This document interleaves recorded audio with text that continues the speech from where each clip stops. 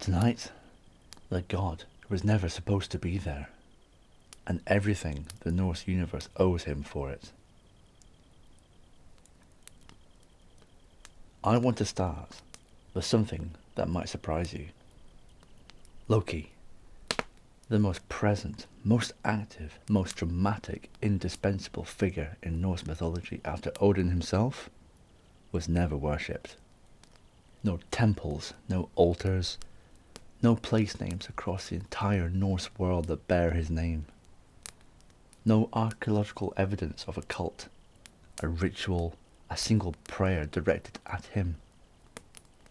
Every other major figure in Norse pantheon, Odin, Thor, Freyr, Freya, Tyr, has left marks on the landscape, in place names, in the names of the weak, in the record of human devotion. Loki left nothing. One scholar put it plainly. You would not pray to Loki. You would pray to the other gods to keep Loki away. And yet, he is in more stories than almost anyone. He is the reason the gods have the greatest treasures. He is the reason Asgard has its walls. He is the solution to problems that no one else can solve. He is also, eventually, directly, without ambiguity, the reason the world ends. The Norse told stories about him constantly. They simply never prayed to him. That gap between the figure who fills the mythology and the figure who receives no devotion is where Loki actually lives. And understanding it is the only way to understand who he is. His name is a problem too. Nobody has ever agreed on what it means. The most popular theory, that his name connects to the Old Norse word for the flame, Logi, is almost certainly wrong. There is a separate figure named Logi, a personification of fire, who appears in the myths himself. Two figures with near identical names in the same mythology is possible, but the sound shift does not hold up. The more plausible candidate is a connection to the German root for knot, loop, or tangle. Look. Things that close around other things. Things that bind and entangle. Now this fits Loki's character with an accuracy that the fire theory never managed. He does not burn through the mythology. He tangles through it. He ties things together that should not be tied. Creates complications that cannot be unpicked. And leaves knots in the fabric of events that the other gods spend the rest of Norse mythology trying to work loose. The meaning of his name is disputed. The nature of his function is not. Loki is the son of Förbauti and Laufey. His father's name means cruel striker, likely a personification of lightning, a violent and unpredictable force striking from the sky. His mother's name, Laufey, means something like leafy island or needle. Nobody quite agrees. Whether Laufey was a goddess, a giantess, or something else entirely, nobody says. She is named, and then she disappears from the mythology, leaving behind only her son, who carries her name. Loki is Laufeyarson, son of Laufey, not son of Förbauti. This is unusual. Norse naming customs trace lineage through their father.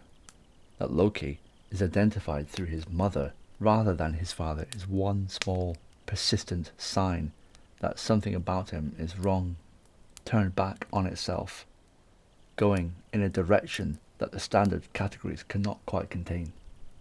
His father is a giant. His mother is ambiguous. His brothers, Helblindi and Bilastir, are named once and are never heard from again. And Loki himself grew up somewhere outside Asgard, born to a family that was neither fully divine nor fully Jotun. and came to live among the Aesir by virtue of a single specific act. Odin swore blood brotherhood with him. This is attested in the Lokasenja, the great flattering poem in which Loki insults every god in Asgard to their faces, where Loki reminds Odin of it directly, and Odin does not deny it. In the ancient Norse world, blood brotherhood was a bond treated as equivalent to kinship. You mingled your blood with another person's, and from that moment you owed each other the obligation of family. Odin swore this with Loki, and by that oath Loki was admitted into Asgard, given a seat at the gods' table, granted the protection of the Allfather himself. Why would Odin do this? Nobody says. There is no account of the original oath, no story of how it came to be made, no explanation of what Odin saw in Loki that made the swearing seem worth it. What remains is the fact of it. The oath surviving because Loki invoked it, the protection it afforded him over and over as the god's patience wore thin, and the understanding that Odin, who sacrificed an eye for wisdom and 9 nights in a tree for the runes, did not swear blood brotherhood with the giant sun without knowing what he was doing. Odin chose this. Whatever Loki is, Odin invited him in. There is a word that gets attached to Loki across the old text, in various forms. It means something like the Aesir's calumniator, the originator of deceits, the contriver of all fraud. These are not descriptions of a villain, they are descriptions of a function. Every complex system needs something that tests it from inside, something that finds the gaps, the agreements that were not quite clear, the promises with edges not fully defined. In law, this is the loophole. In engineering, this is the stress test. In mythology, this is Loki. He does not attack the gods from outside. He works within their structures, using their own rules, their own agreements, their own words against them. And the damage he causes is never entirely separable from the system's own weaknesses. When Loki finds a way to exploit something, it is always because that something was exploitable. He merely noticed. This is why the gods kept him, not because they liked him, and often they didn't, but because something that can find every weakness in your defences is extremely useful, provided it is normally on your side. And Odin's blood oath kept Loki nominally on their side for a very long time. He is a shapeshifter. This is not metaphorical. He changes form into a salmon, a fly, a flea, a seal, a mare, a hawk, an old woman, not as tricks of illusion, as actual transformations, with full access to the instincts and capabilities of the form he takes. When he becomes a salmon, he can swim the deepest rivers. When he becomes a mare, he can run faster than the finest stallion in the 9 worlds. This matters, because it means Loki has no fixed self. Every other god in Asgard is defined by their form, their attribute, their function. Thor is always Thor, large, powerful, reliably furious at the right things, a hammer in his hand and lightning in the sky above him.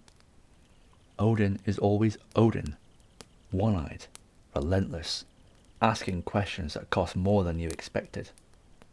These are the gods you know. You know what they want and what they are. You cannot know Loki this way. He has no fixed form, and therefore no fixed allegiance.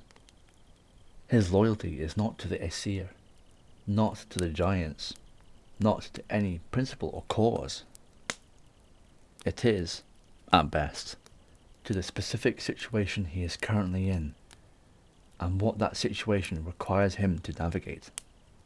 He is the most adaptable being in the Norse cosmos, and adaptability, in a world structured by fixed roles and cosmic order, is indistinguishable from untrustworthiness. The old poets gave him a string of kennings, the descriptive phrases that Norse poetry used to place of names. He is the liesmith, the sly god, the wizard of lies, the shape changer, the sly one. But there is one that stands out. He is called the Aesir's burden. Not their enemy, their burden. The thing they carry, the cost of having him, which implies that they made a choice. Keeping Loki was always a deliberate decision, made again and again as the cost accumulated, because the alternative of not having him was somehow worse.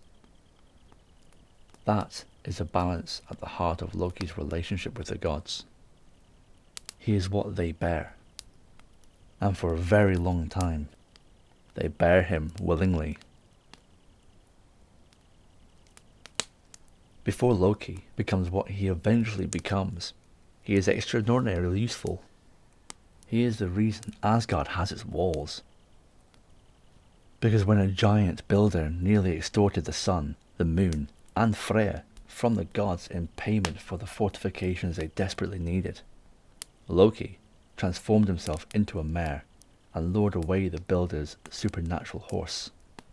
Without the horse, the builder could not meet his deadline. The walls were never finished. The price was never paid. Freya stayed in Asgard. The sun and moon remained in the sky.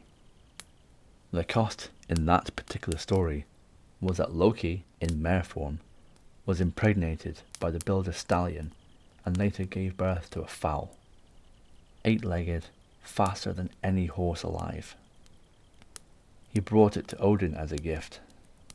Odin accepted it and named it Sleipnir and rode it for the rest of the mythology. Loki is Sleipnir's mother. Odin's horse was born from Loki's body. The old stories record this without particular emphasis, as if the Norse found it less remarkable than we might. What it means, in the logic of the mythology, is that even Loki's most transgressive acts, the ones that cross every expected boundary, tend to produce something that gods value and use.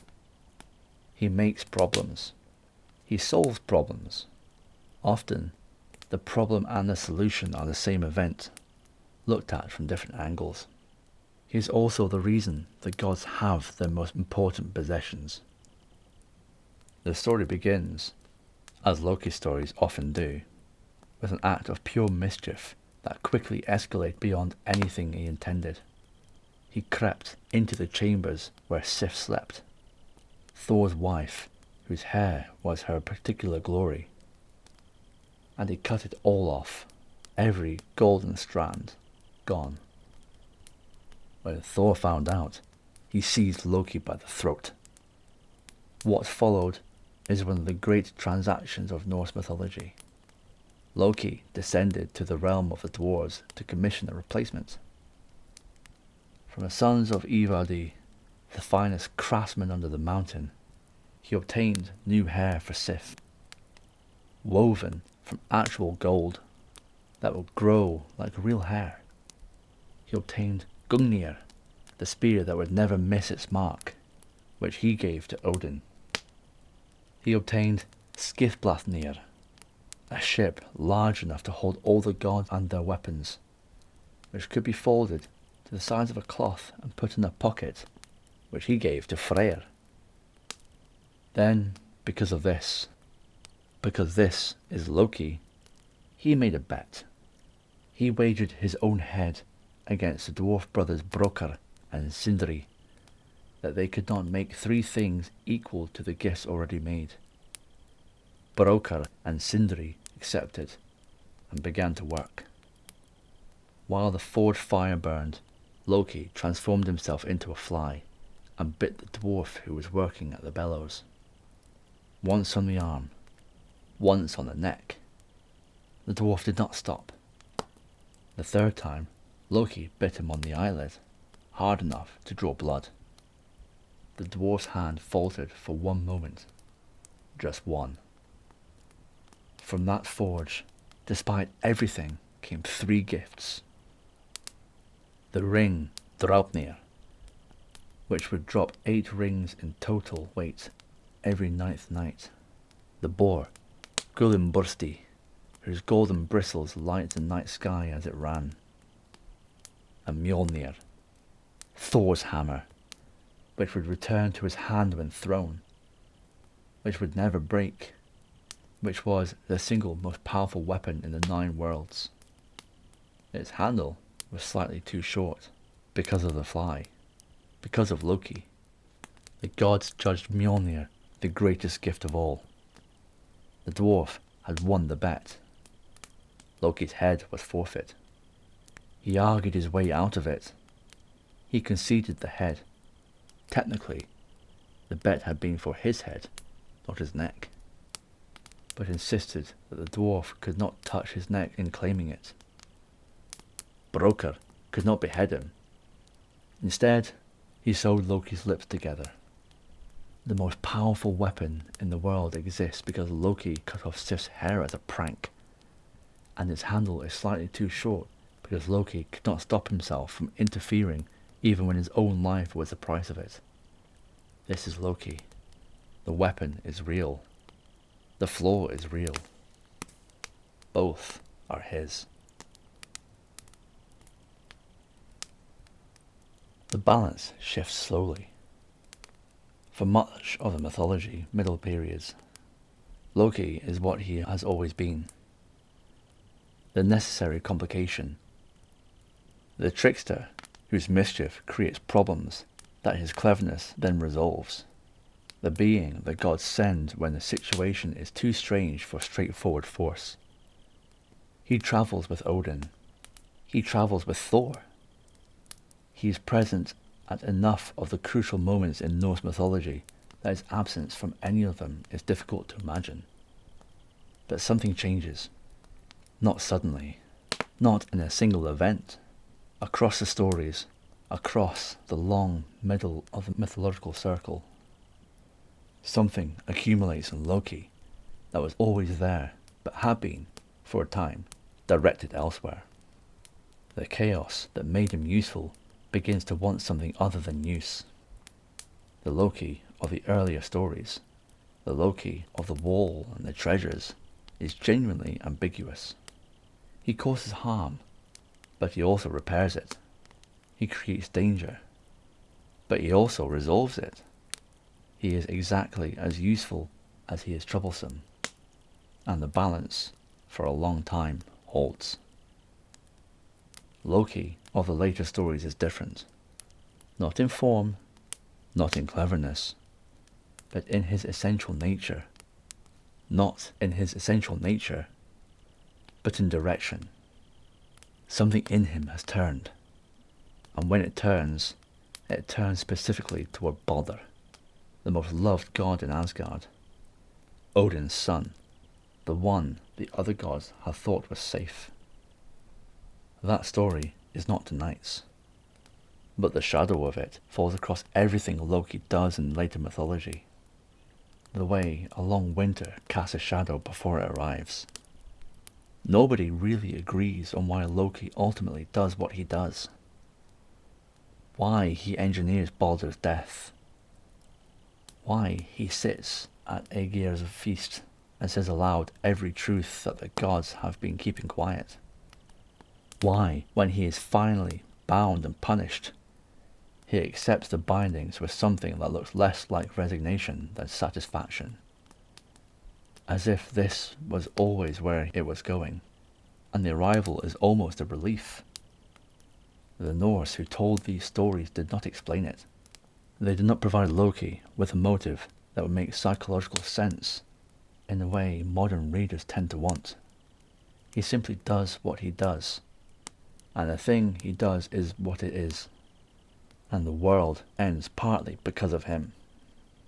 What the mythology offers instead of explanation is this: a figure who was always exactly what you see, who never disguised what he was, whose name might mean knot or tangle, who lived in the space between categories and could not stay anywhere for long.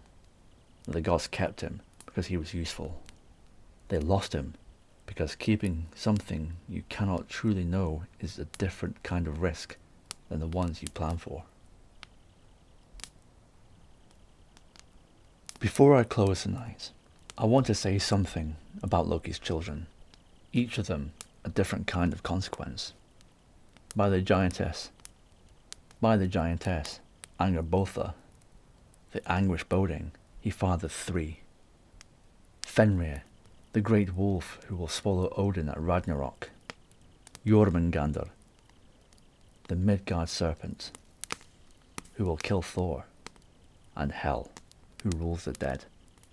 Odin took these 3 children from their mother and scattered them, cast Jormungandr into the ocean that encircles Midgard, cast Hel down to govern the realm of the ordinary dead, and tried to contain Fenrir in Asgard until the day the wolf grew too large to contain. By Svafilfari, the builder stallion, while in mare form, Loki gave birth to Sleipnir, whom he brought to Odin, the best of all the horses, running between all the worlds, fathered by a giant horse, born from a god who had no fixed shape, and by his wife, Sigyn, the faithful one, whose name means victory woman. 2 sons, Narfi and Vali. Their fate is the price of Loki's eventual punishment, and it is the cruelest detail in the entire mythology. But that too is a story for when the time is right. 6 children, 3 of them will end the world. 1 carries the All-Father between the 9 worlds. 2 are caught in the punishment of their father. Loki's children are not separate from Loki. They are what he made, and what he made is exactly what you would expect from something with no fixed form and no stable allegiance. Things that cross every boundary, things that swallow gods, things that hold the dead, things that run between worlds, things that bear the cost of what their father is. He was never supposed to be there in Asgard. Odin swore an oath to let him in, and everything, the hammer, the walls, the horse, the death of Balder, the binding, the breaking, the end of the world, flows from that one decision, made once, held to because oaths are binding, even when you can see what keeping them will cost. Next time, the world the gods built and the creatures that inhabit it, the walls of Asgard are standing, the tree is still upright, and everything is about to get considerably more complicated. And at the root of Yggdrasil, Nidhogg is still gnawing.